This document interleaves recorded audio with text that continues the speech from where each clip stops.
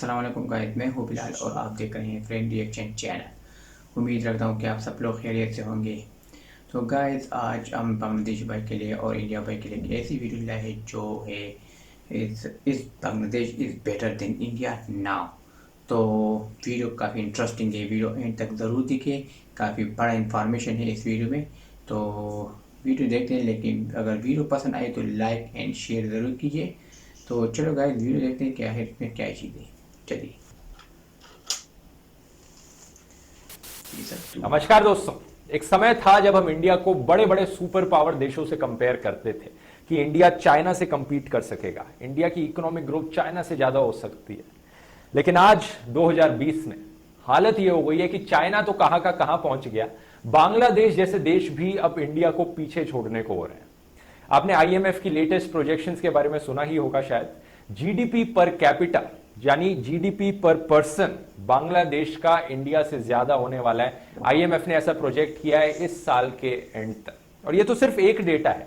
आज के दिन रियलिटी यह है दोस्तों कि बांग्लादेश कई पैरामीटर्स में इंडिया को पीछे छोड़ चुका है या छोड़ने वाला है। बांग्लादेश एक बहुत बड़ा पॉजिटिव एग्जाम्पल सेट कर रहा है आज के दिन अपने नेबरिंग कंट्रीज पे कि कैसे रियलिटी में डेवलपमेंट करी जाती है। ऐसा कैसे पॉसिबल हो पाया, कैसे बांग्लादेश इतना आगे निकल गया जहां पर इंडिया सुपर पावर 2020 के सपने देख रहा था, और क्या चीजें हम सीख सकते हैं बांग्लादेश से।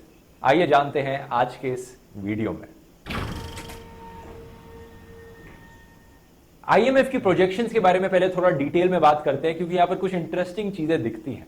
आईएमएफ ने कहा है कि साल के एंड तक 2020 के एंड तक बांग्लादेश का पर कैपिटा जीडीपी इंडिया से ज्यादा हो जाएगा। लेकिन आईएमएफ ने यह भी प्रोजेक्ट किया है कि 2021 में इंडिया का पर कैपिटा जीडीपी फिर से आगे निकल जाएगा बांग्लादेश के पर कैपिटा जीडीपी से, $2030 कंपेयर टू $1989। जो लोग सरकार को सपोर्ट करते हैं वो इस फैक्ट पर बहुत कॉन्सेंट्रेट करके आपको कहेंगे ये देखो, ये तो सिर्फ शॉर्ट टर्म चीज है, बाद में हम वापस आगे निकल जाएंगे।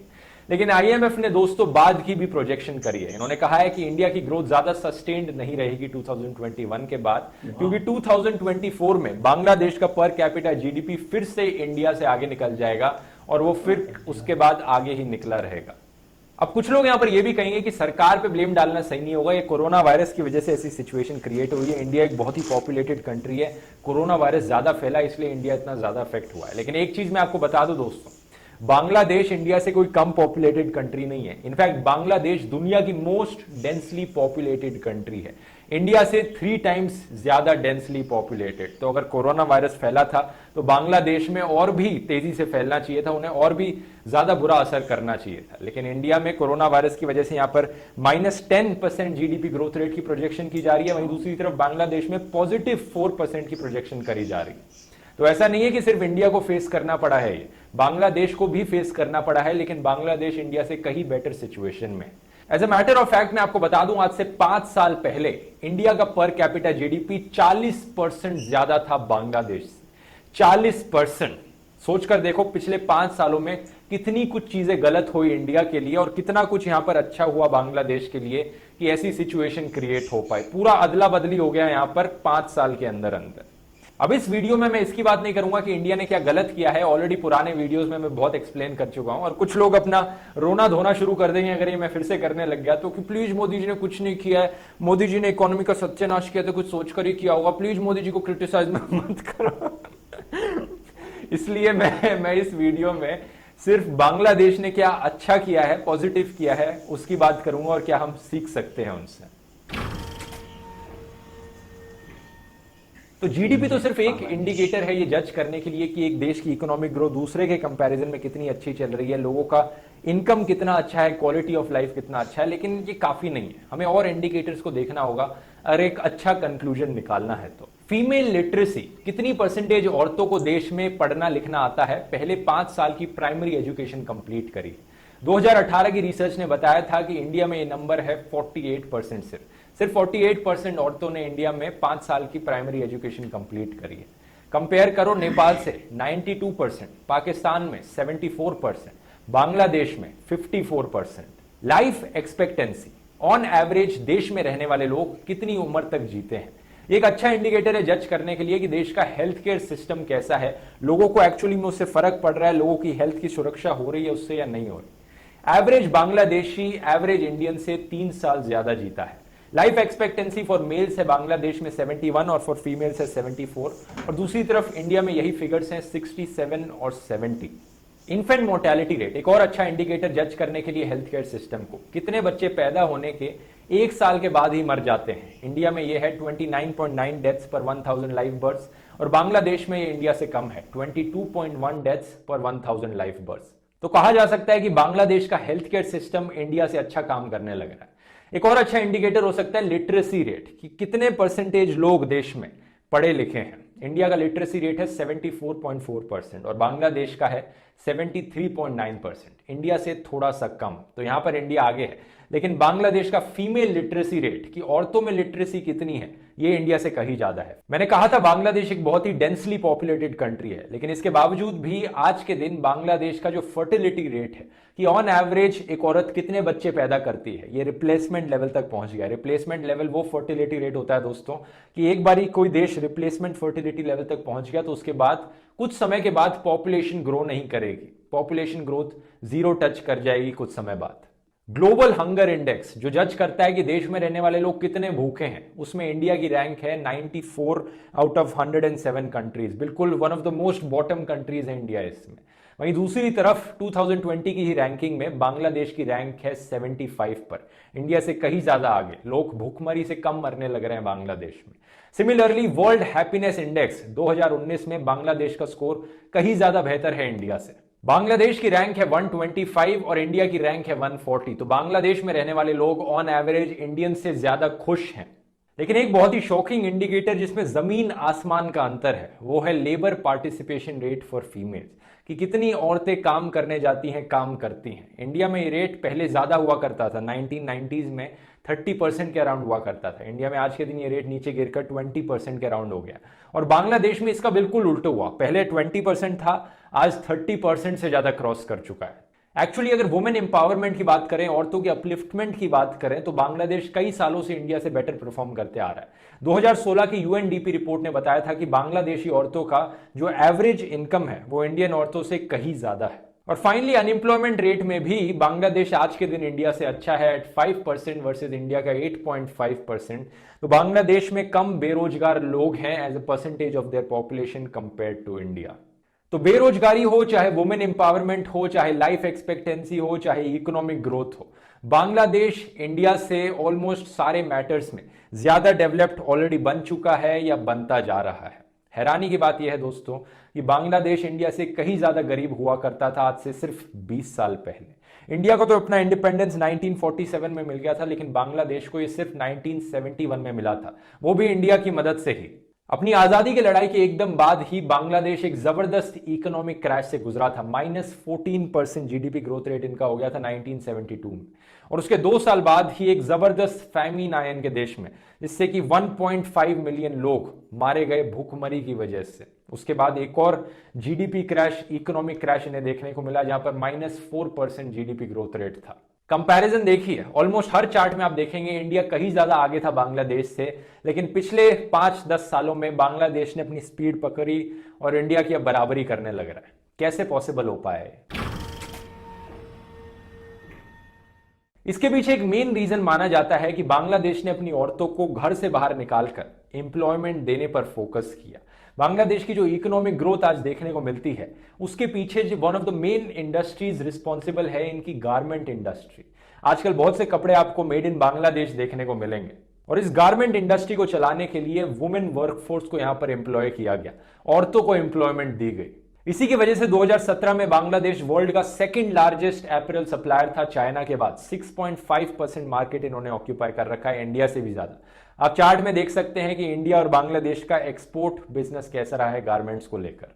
दूसरा यह है कि बांग्लादेश ने मैन्युफैक्चरिंग सेक्टर पर फोकस किया कि अपने देश में हम चीजों को मैन्युफैक्चर करेंगे और बाकी कंट्रीज को एक्सपोर्ट करेंगे। इनका GDP growth rate mostly industrial sector और सर्विसेज सेक्टर से आया, जहां पर बहुत सारी जॉब्स क्रिएट हुई। इंडिया ने भी कोशिश जरूर करी ये करने की, लेकिन इंडिया कर नहीं पाया, मतलब बांग्लादेश के लेवल तक नहीं कर पाया। आज के दिन बांग्लादेश में 39.4% एम्प्लॉयमेंट इस सर्विसेज सेक्टर की वजह से होती है, बल्कि इंडिया में यही नंबर है 31.5%। तो आज के दिन इंडिया में बहुत से लोग एग्रीकल्चर सेक्टर के ऊपर ही डिपेंडेंट है। अगला यह है कि बांग्लादेश ने अपने बेसिक्स पर बहुत फोकस किया, health care, sanitation, financial inclusion, औरतों की पॉलिटिकल रिप्रेजेंटेशन। जहां इंडिया और पाकिस्तान एक दूसरे से धर्म के नाम पर, नेशनलिज्म के नाम पर लड़े जा रहे थे, मरे जा रहे थे, एक दूसरे के मीडिया इन्हें खाए जा रहे थे, वहीं दूसरी तरफ बांग्लादेश काम की चीजों पर फोकस करके इन दोनों से आगे निकल गया। लेकिन ऐसा नहीं है कि एग्रीकल्चर सेक्टर में इंप्रूवमेंट नहीं दिखी। बांग्लादेश ने अपने एग्रीकल्चर सेक्टर पर भी फोकस किया कि आज के दिन ये ऑलमोस्ट सेल्फ सफिशिएंट बन गए हैं फूड प्रोडक्शन के मामले में। 41.3 मिलियन टन इनकी फूड प्रोडक्शन है और टारगेट है 41.57 मिलियन टन का। और जब कोई देश एजुकेशन और हेल्थ केयर जैसे बेसिक्स पर फोकस करेगा तो अपने आप इसका इफेक्ट पॉपुलेशन ग्रोथ में भी दिखेगा। पॉपुलेशन ग्रोथ रेट काफी कम हो जाएगा, लोग पढ़े लिखे होंगे तो ज्यादा रियलाइज करेंगे कि हमें इतने बच्चे पैदा नहीं करने चाहिए। हेल्थ केयर फैसिलिटीज अच्छी होंगी तो इन्फेंट मोर्टेलिटी रेट कम होगा, उससे भी पॉपुलेशन ग्रोथ नीचे गिरेगी। तो जहां इंडिया में लोग इस चीज को लेकर लड़ रहे थे कि हम हिंदुओं को ज्यादा बच्चे पैदा करने हैं, मुसलमानों को ज्यादा बच्चे पैदा करने हैं, वहीं बांग्लादेश अपनी पॉपुलेशन को कंट्रोल में ले आया कि आज के दिन इनका फर्टिलिटी रेट रिप्लेसमेंट लेवल के भी नीचे पहुंच गया। अगला एक क्रेडिट यहां पर Nobel prize winner Mohammad Yunus को भी जाता है, जिन्होंने ग्रामीण बैंक की स्थापना करी बांग्लादेश में, जिससे कि पूरे देश भर में माइक्रो फाइनेंस की रेवोल्यूशन आ गई। गरीब परिवारों को, स्पेशली औरतों को, कोलैटरल फ्री छोटे लोन्स दिए गए, जिन्होंने इसका इस्तेमाल किया माइक्रो एंटरप्राइजेस को सेटअप करने में, जैसे कि फार्मिंग, हैंडीक्राफ्ट्स, डेयरी, पोल्ट्री। इन्होंने अपने छोटे स्मॉल बिजनेसेस सेटअप किए और इन लोन्स के रीपेमेंट्स रेट वैसे दोस्तों थे 99% से भी ज्यादा। हमारे देश से कंपेयर करिए, जहां पर अमीर बिलियनियर लोग लोन लेते हैं, लोन लेकर देश छोड़कर चले जाते हैं, कभी लोन वापस नहीं करते। और लास्टली नॉन गवर्नमेंटल ऑर्गेनाइजेशंस यानी एनजीओस को भी क्रेडिट दिया जाता है बांग्लादेश की डेवलपमेंट के पीछे। एनजीओस ने बहुत ही क्रिटिकल और कॉम्प्लीमेंट्री रोल निभाया पॉवर्टी को कम करने में और सोशल और इकोनॉमिक अपॉर्चुनिटीज बढ़ाने में बहुत से बांग्लादेशियों के लिए। कंपेयर कीजिए इंडिया में क्या होने लग रहा है एनजीओस के साथ। एनजीओस को टारगेट किया जा रहा है, कहीं पर एंटी नेशनल बुलाया जा रहा है, सरकार ऐसे लॉस पास करती है जिसकी वजह से एनजीओस के लिए काम करना मुश्किल होते जा रहा है इंडिया में। और मीडिया की तरफ से भी एक ऐसी इमेज बनाई जाती है कि एनजीओस तो सारे के सारे एंटी नेशनल हैं, सारे के सारे यहां पर क्रिश्चियन कन्वर्ट करने आए हुए हैं हिंदुओं को, इन्हें बाहर निकाल के फेंको, एनजीओस की कोई जरूरत नहीं है देश में। लेकिन एनजीओस के बिना कोई भी देश चल नहीं सकता। डेवलपमेंट सिर्फ सरकार इकलौते सिंगल हैंडेडली नहीं कर सकती। एनजीओस का रोल कितना इंपॉर्टेंट होता है एक देश की डेवलपमेंट में, इसके लिए आप स्कूल की एनसीईआरटी की किताबें भी पढ़ सकते हैं, उसमें भी बताया गया है। तो ये कुछ पॉजिटिव चीजें हैं दोस्तों, जिससे हम बांग्लादेश जैसी कंट्री से इंस्पिरेशन ले सकते हैं और सीख सकते हैं अपनी कंट्री के लिए।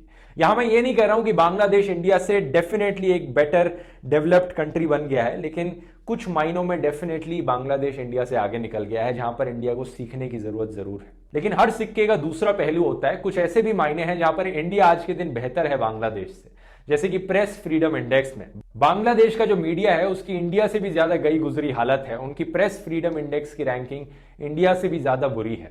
इसके भी कई इंसिडेंट्स देखने को मिले हैं कि बांग्लादेश की सरकार फ्रीडम ऑफ स्पीच पर क्लैम्प डाउन करती है, जनता में उतना फ्रीडम नहीं है सरकार के खिलाफ बोलने का। लेकिन ये सब बातें किसी और वीडियो में करी जा सकती हैं। उम्मीद करता हूं ये वीडियो पसंद आया होगा। इस वीडियो को शेयर कीजिए दोस्तों, और इस वीडियो को स्पॉन्सर करने के लिए मैं धन्यवाद करना चाहूंगा कुवेरा ऐप का। कुवेरा एक म्यूचुअल फंड्स की ऐप है जिसमें आप 0% ब्रोकरेज रेट के साथ पैसे इन्वेस्ट कर सकते हैं। आप बस अपना गोल सेट करेंगे कि आपको घर खरीदना है या गाड़ी खरीदनी है, और इसका एआई सिस्टम आपको बता देगा कि कौन सा म्यूचुअल फंड आपके लिए बेस्ट रहेगा पैसे इन्वेस्ट करने के लिए। साथ ही साथ आप इसमें डिजिटल गोल्ड में भी पैसे इन्वेस्ट कर सकते हैं। नीचे लिंक आपको डिस्क्रिप्शन में मिल जाएगा कुवेरा ऐप का। तो उम्मीद करता हूं दोस्तों ये वीडियो आपको पसंद आया होगा। मिलते हैं फिर अगले वीडियो में। बहुत बहुत धन्यवाद। वाह गाइस, कमाल का इंफॉर्मेशन इस बंदे ने इकट्ठे किया और बहुत ही आला किस्म, ज़बरदस्त किस्म की वीडियो थी। तो बांग्लादेश, ये यकीन बात है कि बांग्लादेश बहुत तेज़ी से तरक्की करी, इतनी तरक्की करी कि वो इंडिया के सामने बिल्कुल खड़ा हो गया।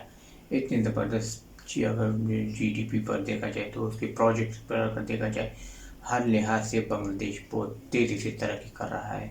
तो गाइस, ये वीडियो आपको यकीनन ही बहुत पसंद आई होगी। अगर पसंद आई होगी तो वीडियो को लाइक कीजिए और शेयर कीजिए और सब्सक्राइब भी कीजिए। तो इंशाल्लाह गाइस, ये वीडियो तो आपको ज़रूर पसंद आएंगी, तो कमेंट में ज़रूर बताएगा। तो इंशाल्लाह गाइस मिलेंगे नेक्स्ट वीडियो में, तब तक के लिए इजाज़त चाहता हूँ। अल्लाह।